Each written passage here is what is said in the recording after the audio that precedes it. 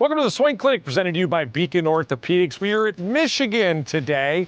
In the last few shows that we did in Dayton and Michigan, I asked my co-host from 18 Holes, Natalie Gulbis, to give me some of her best golf tips to help your golf game. So, Natalie, take it away.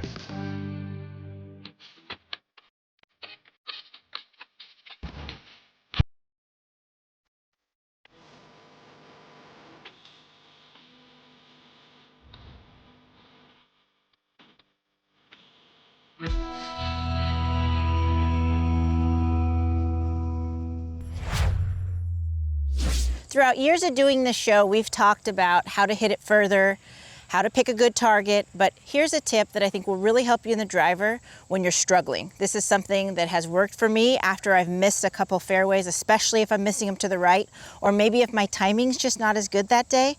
It does look a little bit like a Gary Player drill, but Butch showed me this 4 or 5 years ago, and it's really helped me. So you take a normal golf swing in your practice swing, and the next one, you do a step through. Now that seems easy to do, but it's actually not as easy as you think it is to actually move forward, especially if you're falling back a little bit off balance or if your timing's just not that good that day. So you want to think of from the top that everything goes forward. Your chest, your belt buckle, everything, your core is all going forward and step through. And what you'll notice is if your balance is not good, your timing is not good, it's difficult to step through. And you can continue to walk, but what this will do is it'll give you a little bit more speed, but it'll also just help match up your body. And it's something you can do maybe while you're waiting for a tee, or if you have a little bit of extra time in between groups, or if you've missed a couple holes, missed a couple fairways. It's something that will make a huge difference, and it might be even something that you think of doing every single time you play. One of the things with this drill is you can actually even do it on the range or when you're warming up too, and you can hit a ball with it.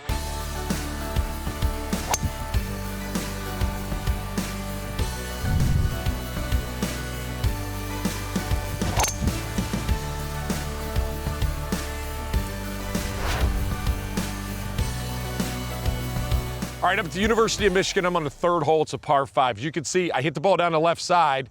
The green's behind those pine trees, right? I need to hook the ball around those trees to get this on the green. I can't get it up over those trees. They're too high. So I got to hit a hook. I think a lot of people think they can't hit a hook, and they really can. It's very simple in what you got to do. You don't have to change a bunch of things and try to flip your hands or do any of that kind of stuff. There's some real simple things that will help you move the ball to right to left or left to right. We're going to do right to left right now. So all I want you to do is set up. First things first is I want you to figure out where you want the ball to start. For me, I almost want the ball to start in the middle of that bunker over there, right? I don't want to start it over here, because if it hooks, I'm going to go further into the tree. So I want to start it at the middle of that bunker. So my line is going to be the middle of that bunker. So I'm going to aim right to the middle of that bunker right now. My club face is aimed right to the middle of the bunker. Now I'm going to set up my body in the same fashion right at the middle of that bunker. So I'm in a good position. Now, if I hit it straight, it's going to go in a bunker, right? That's no good. So I'm going to change a few things to help that. So next thing I'm going to do is I'm just going to close my club face a little bit. So the rest of my body is still aiming at that target right there, but the club face is going to aim almost where the green is at in that position right there. So everything's the same. I just closed the club face to be able to get it to turn left a little bit. But big key, and what I see you guys not do all the time, is I still have to swing the club like I'm swinging it at that bunker right here. If I try to swing around with a closed club face, it's going dead into those trees right now, okay? So I still have to make a golf swing like I'm trying to hit it into that bunker with this closed club face. So again, set up, aim, get my body aimed correctly. Now I'm just gonna close that club face a little bit, but I'm gonna swing it like I'm trying to hit it into that bunker, and watch how much this ball turns from right to left, right around those trees.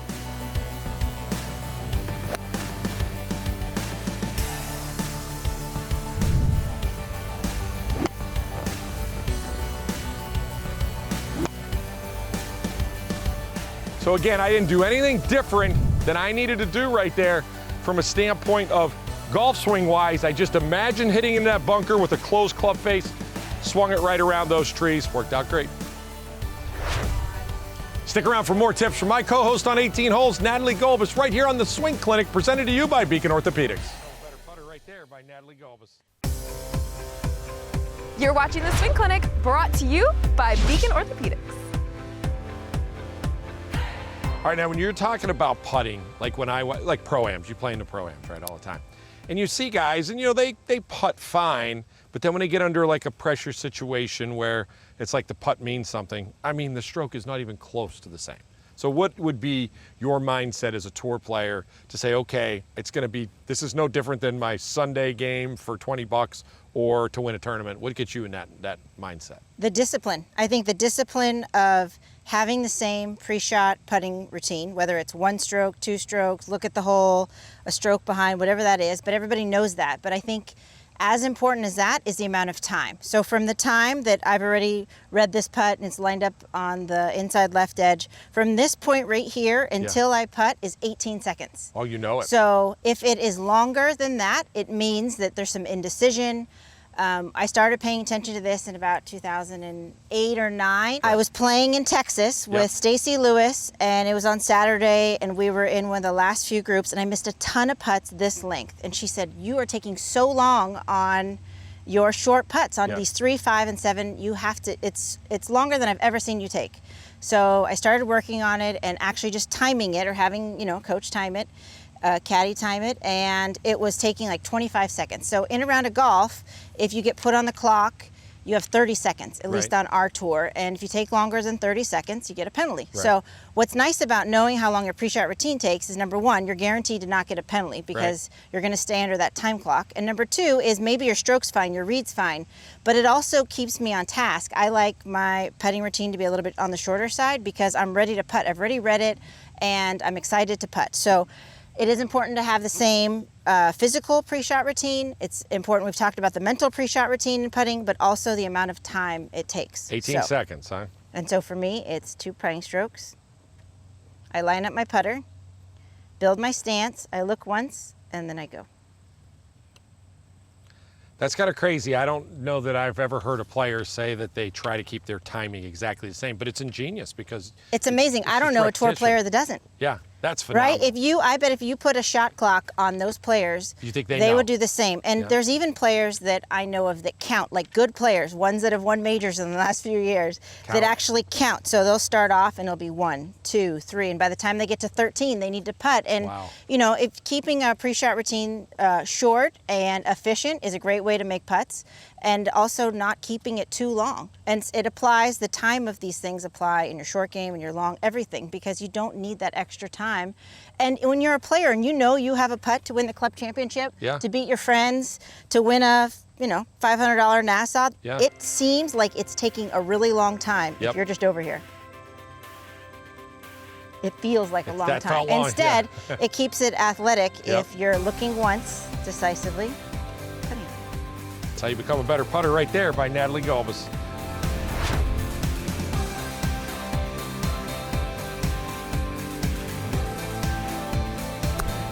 Oh, that came out hot.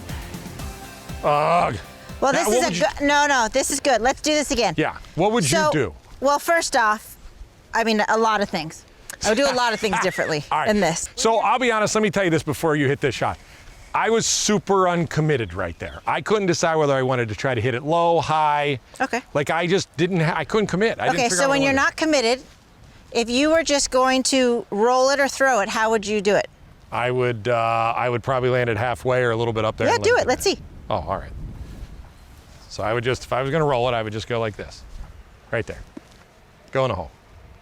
A little short. So that's the same sort of shot that I would try to hit. You would? Usually whatever your intuitive first sort of feel is of a shot, you wouldn't get back here and try to throw it up into the air and spin it, and unless you have a blemish or a, a drain or something to negotiate with. So, I mean, if I was doing it, I would try to land it like right into the upslope and then let it roll out.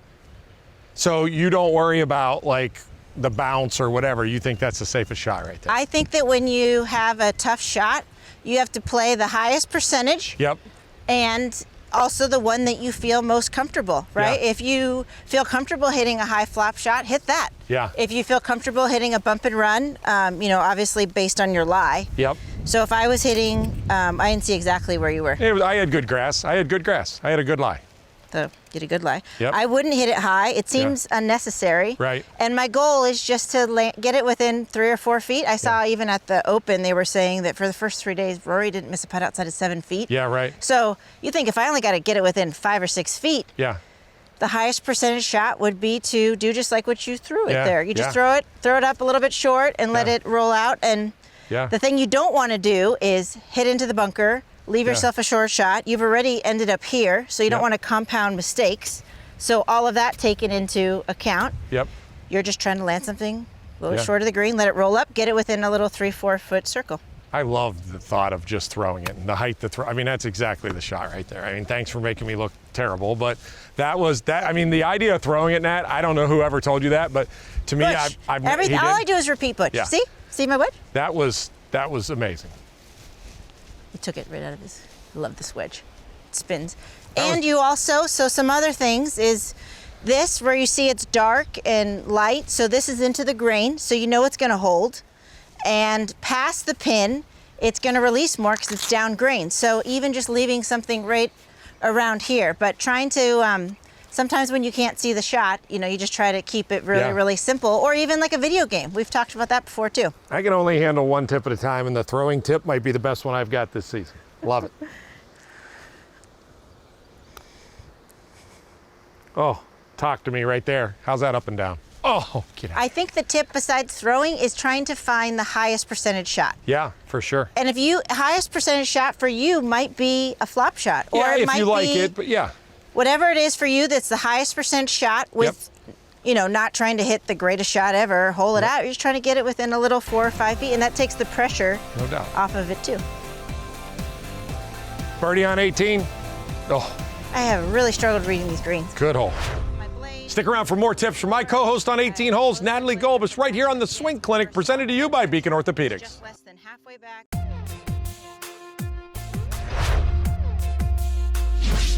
Often I hear golfers say that their most intimidating shot that they face when they're playing around a golf is the 40 and the 50-yard pitch shot. And I thought I would just give you a couple quick tips on what I do to simplify it, and also what I see a lot of my peers on tour and other tour players, what we do when we hit these shots. So first and most important is, again, to access the lie, just like we were talking about in the rough. This is a stock lie. I've got a great lie, so I'm not worried about anything there. Second off, I have about 15 yards of room, so I've got plenty of room there. It's 48 yards to the hole, and I want to allow about 5 yards release because I don't really need to spin it. There's no advantage there, so I'm going to try to land something 43.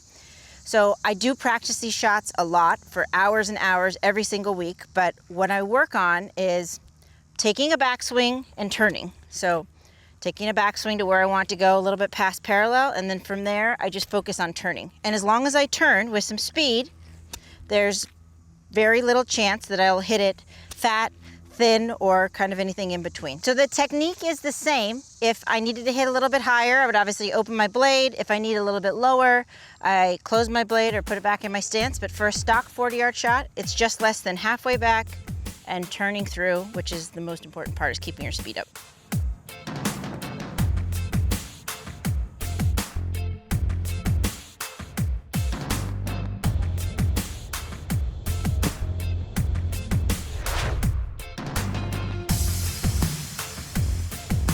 Well, just when I thought the last shot was hard. Look at this. So listen, what would you do here? This is a good question right here. So what would you do? So I'm on a severe downhill lie, right? Really hard to turn the ball over, if not impossible, right? Trees down the left side, but I can get here. I mean, this is in my wheelhouse distance-wise. So like, what would you do if you were caddying for me? Would you say, take it at it, and if it fades a little right, you'll play it up there, or what would you do? Yeah, I would start right at the pin. Right at the flag, right? Yeah, because the only thing that's really in your way is that limb. Yeah. And because the ball's going to move left to the right, right? The tall grass is on the left, Yeah. and I think it's a better up and down. Yep. And you have a good short game, so Yep. inside of 40, 50 yards, I think your chances be of okay, getting huh? up and down are good. Gotta and your stay lie's down. good. Yeah, lie's great. As Just got to long as stay you down just with stay it. balanced. Yeah. To stay down with it with this downhill lie should be fine.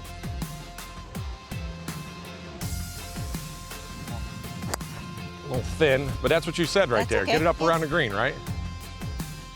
It's Up in that bunker? This hole is going to be, Yeah. for me, when you look at this green, it's going to be just as hard from 70 yards, 120 yards, and Yeah. because it has a little bit, the green is sloped back to front. Yeah. I think when you have wedges, even if it's 30, 40 yards, or even a longer bunker shot, it's gonna be forgiving. Yeah, and now if it was sloped the other way, I would stay back because you're gonna need a full shot to spin it. Sure. We'll be back with more tips. You're watching the Swing Clinic, presented to you by Beacon Orthopedics. Not a lot in front of it, but there is something. You're watching the Swing Clinic, presented to you by Beacon Orthopedics from the University of Michigan. All right, Natalie, you walk up to this ball right here. Normal average player is going to try to grab a 3-wood and chunk it out of here. What's the first thing you think of and do when you get a lie like this? Is assess it. I assess the rough, where it is in front of the ball, behind the ball, how the ball's sitting. So you're worried about the grass and where it is, not just down in it, but behind it, in front of it, whatever. I mean, even more so. I mean, I'm not too worried about this one because there's not a lot in front of it, but there is something that's going to catch it behind. Yep.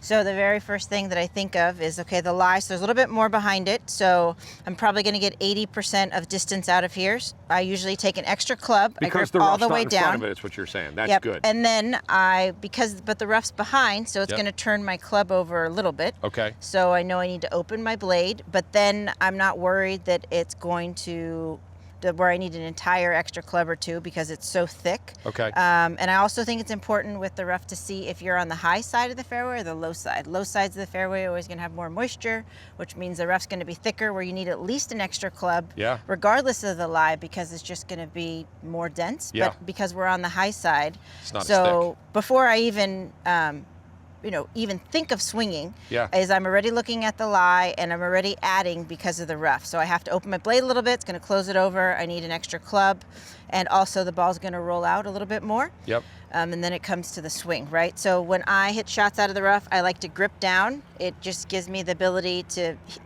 encourage that I'm gonna hit it more solid. Yep. I also think it's important to make sure you keep your speed up.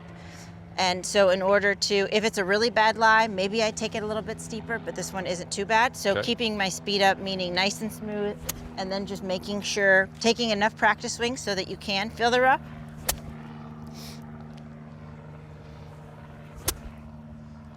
Making sure the club head's clean from whatever this is. And the grooves, because you're gonna need them all when you're going in the rough. And again, it's not gonna spin very well, so even though I'm only 130 yards, I would normally hit a wedge or an 9-iron, but I'll hit an 8-iron. Okay. Grip down, open my blade a little bit, and make sure I keep my speed up.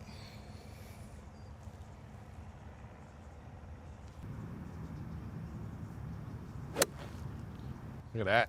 Came But right you out of can there. see it is gonna knuckle a little bit. knuckle. So don't expect it to spin. And that's how I hit shots out of the rough. But I think, like, to me, Nat, the most different thing that I saw is 70% of it was before you even hit the shot. Absolutely. You made all these decisions before, and then you went in and said, okay, this is how I hit it out. It is, and the grass makes a big difference, right? Yeah. Bent grass is going to be a lot easier to get through. Yep. Bermuda rough is completely different, and then you have to also factor in, is it a flyer lie? Is it sitting up above? Is there some grass behind it? And rough is something we've talked a lot about. You've caddied for me in LPGA events, and I feel that in certain cities, it's harder for me to gauge the rough, whether or not it's going to be a flyer lie or how it's sitting, and you've actually helped me a ton with when it's going to be a flyer, because that was something that I needed to work through. Yeah, for sure. So choke down on a club, open it up a little bit, assess the lie, your rough keep your speed up. over, and keep your speed up. Stick around for more tips right here on the Swing Clinic, presented to you by Beacon Orthopedics. Now you're going to get that feeling, maybe a little more. You're watching the Swing Clinic, brought to you by Beacon Orthopedics.